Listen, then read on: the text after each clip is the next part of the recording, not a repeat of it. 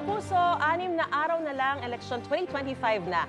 Importante po ang isa nating boto ngayong darating na eleksyon, kaya siguraduhin nating mabibilang ito. Makinig po kayong mabuti dito sa eleksyon. Ang inyong gabay sa matalinong pagboto.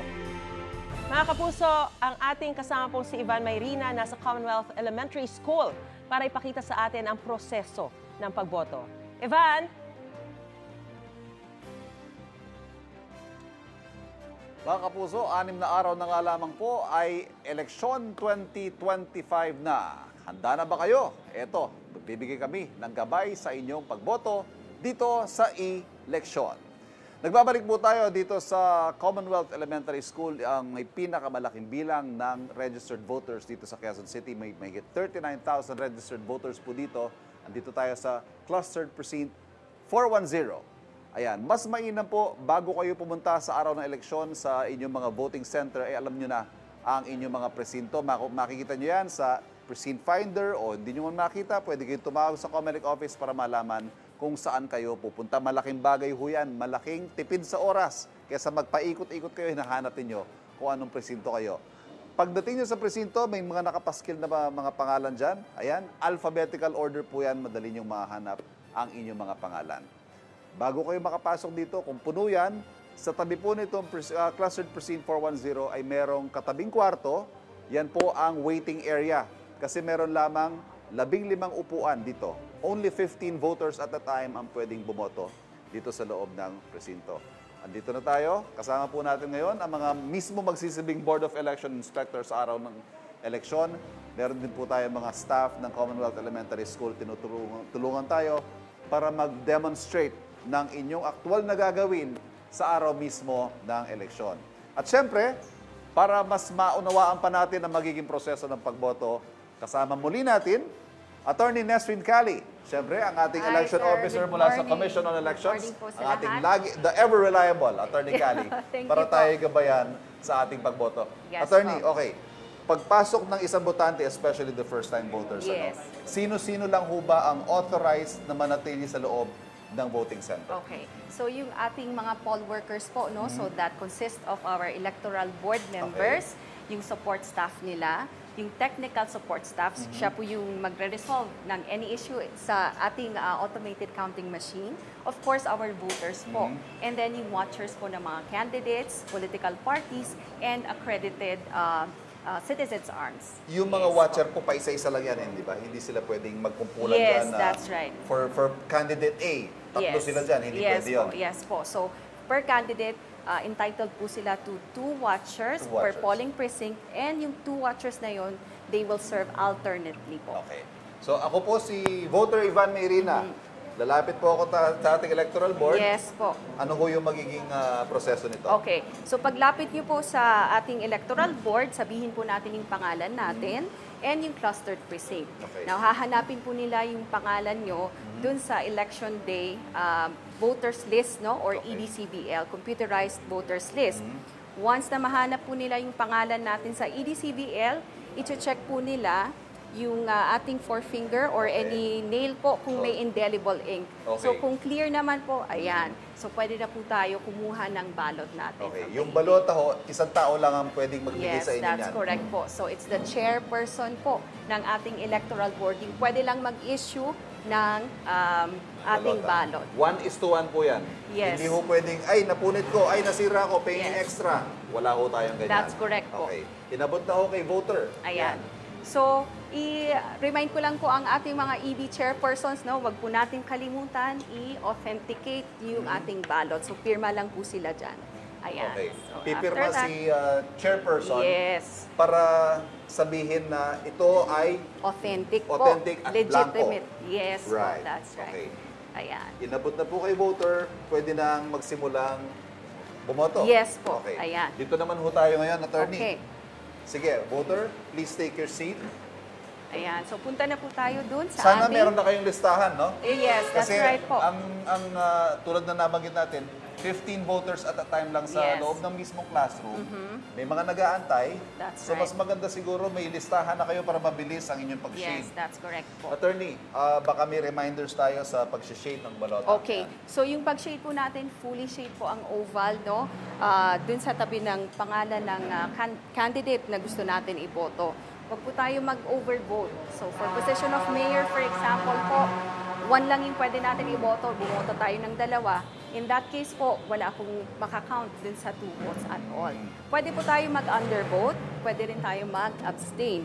Now, ingatan po natin yung ballot natin. Wag tayo mag-markings, no? Especially here po sa QR code, security markings. Kasi pag nasulatan po yan or nadumihan, may possibility po na hindi na siya basahin ng ating machine. Okay. Wala kayong isusulat. Hindi nyo ilalagay ang Yes. pangalan ninyo dyan. No po. Okay. Ayan. Ayan. Pwede mag-undervote. Ibig sabihin, halimbawa sa senador, kung kulang sa 12 ang napupusuan ninyo, pwede kayong bumoto ng kung ilan lang ang gusto Yes. ninyo. Pero huwag kayong susobra. Yes, that's correct po. Ayan. Attorney, by the way, yung proseso kanina, i-correct na rin natin. Baka meron pa rin kasi mga kumakalat na fake news dyan. Yes. Hihingan ba sila ng ID para makaboto? Okay, so hindi po hihingan ng ID ang ating mga botante para makaboto. Kasi may kumakalat po ng fake news, no? Na kailangan daw. Ang No ID, no vote. No, that's Okay. fake news po. So hindi po required. Okay. Ito. Tapos na siya bumoto. Okay. Anong susunod na proseso, attorney? Okay. So the next step po, lalapit na si botante sa ating automated counting machine. Siya po Siya po personally. mismo mag-feed? Yes po, that's right. Ayan. Okay. Ayan. Nakikita po natin, pakita lamang natin. Yes. Scanning, verifying the ballot. Binabasa na ng makina ang balota. Mga ilang segundo lamang ito. Ayan. So, na-scan na po niya, nabasa na niya. Ayan, lumalabas na po yung Ayan. resibo. Kayo hong botante, may oras kayo para pwede nyo i-scan. Yes. So, meron po tayong tinatawag na on-screen review of your vote, no? So, if a-flash po niya for 15 seconds yung ballot nyo, yung first page ng ating ballot, yung back page naman po, kung nasaan yung ating mga party list candidates, no? Okay. The-flash niya for 5 seconds. Okay. Ayan. Ito, may resibo din ho kayong makukuha. I-check ninyo kung tama ba yung binoto ninyo dun sa lumabas sa resibo. Ngayon, kung tama Ayan. naman, at dapat tama, Yes. so that's it. Tapos Yes, na ang so proseso. tapos na. And then, pag satisfied na si voter, i-deposit po niya yung voter's receipt sa voter's receptacle. Okay. Hindi ho siya Ayan. pwede uwi. Hindi po. Bakit Ayan. daw? Kasi it can be used po as evidence for vote buying. So, yun po yung iniiwasan natin. Pwede ho bang picture na lang? No po, hindi po pwede. Ayan, So, kasi hindi baka po may natin. pwede ba mag-selfie? No. Parang I exercise my right No to po, vote. Ganyan. outside na lang po. Outside na lang para kayo ma-preserve mag-selfie. natin yung sanctity ng ating ballots po. Sorry, wala kayong content. No. Yeah. Ano lang, yun nga, preserve the sanctity. Tsaka Yes. yun nga po nabanggit ninyo, baka yun yung gamiting evidence Yes, for vote yes. buying, Yes all those po. things. At Alright. tapos sa bumoto, lalagyan na po siya ng Indelible ink. So, Indelible hindi ink. po ito totoo ha. So, improvise lang to. Ayan. Ang ating indelible ink will be delivered on election day. By the way, i-clarify lang natin, attorney, na Yes. ito hong ginamit naming ACM for this morning's demonstration. Yes. Ito ho ay hindi gagamitin sa Hindi po ito. eleksyon. Yes po. So, this is only for purposes of demonstration. Kasi- Nag-conduct na po ng final testing and sealing ang ating mga election officers, no? And nakaseal na po yung ating mga machines na gagamitin for elections. Okay. Ayan. Barring any glitch, ang proseso ho ng pagboto mula sa inyong pagpasok hanggang sa pagbilang ay mga isang minuto lang. yes, or that's maybe correct po. 1 minute. Yes. No, yes. or yung even pag-insert. faster. Yes, kung it's sakaling faster. This is mas- 3 times faster po compared to our previous vote counting machine po. Attorney Kalig, good luck sa COMELEC at Thank you, good luck sir. sa ating Thank mga you po. magsisilbi sa Electoral Board. Mga kapuso, tayo po'y bumoto ng tama at tayo po'y bumoto. Let's show up Yes. at make our voices heard. At yan po muna ang latest mula dito sa Commonwealth Elementary School. Balik muna tayo sa studio. Mga kapuso, ituloy na po natin ang eleksyon ngayong umaga. Ang proseso ng pagboto at ang mga dapat ninyong tandaan sa mismong araw ng eleksyon ang pag-uusapan po natin. Si Ivan nasa Commonwealth Elementary School pa rin para dyan. Ivan?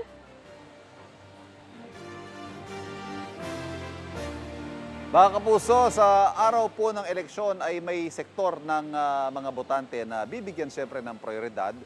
Sila po ang mga nagdadalang tao at gayon din ang ating mga senior citizen. Dito po sila boboto sa tinatawag na PPP o Priority Polling Place. Ito, nasa ground floor lamang ito. Yung, kung yung kinaroroonan natin kanina ay nasa second floor, ito nasa ground floor lamang. Ayan, makikita natin itong Priority Polling Place. Ito ho ay may mga map allocator. Yan, kung ano man yung inyong presinto, pwede kayong dito na bumoto para hindi na kayo mahirapan sa pag-akyat. Meron ho tayong tinatawag na PPP Aid. Ayan, sila ang mismo magbababa ng mga balota mula sa mga presinto ng mga botante. Dito dadalhin para dito makaboto ang mga senior citizens at gayon din ang mga buntis. Iba pa ito doon sa tinatawag na accessible voting place para naman ito sa ating mga may kapansanan o walang kakayahan na umakyat para ho hindi mahirapan. At syempre, hindi sila ma-disenfranchise o hindi makaboto dahil sa kanilang kondisyon. Ito ho ay pinapadali ng COMELEC at gayon din ng ating mga BEI ang pagboto para naman ma-exercise sila ang kanilang right of suffrage. Ayan, sila na rin mismo, pagkaboto ng ating mga kapuso, sila na rin mismo ang mag-aakyat sa mga makina para doon na mabilang ang kanilang mga boto. At yan po, ang latest mula dito sa Commonwealth Elementary School. Balik muna tayo sa studio. Wait! Wait lang! Huwag mo muna i-close. Mag-subscribe ka na muna sa GMA Public Affairs YouTube channel para lagi kang una sa mga latest kwento at balita.